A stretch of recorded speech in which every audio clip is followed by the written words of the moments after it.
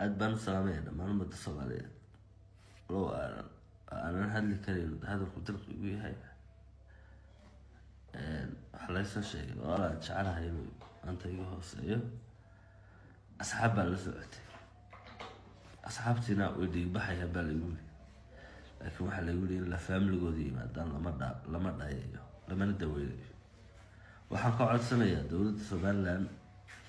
ama dhakhaatiirta Soomaaliland aniga damaanadooda qaadaya oo mas'uuliyadooda qaadaya asxaabtii la socotay Safwan waxaan ka codsanayaa la daweeyo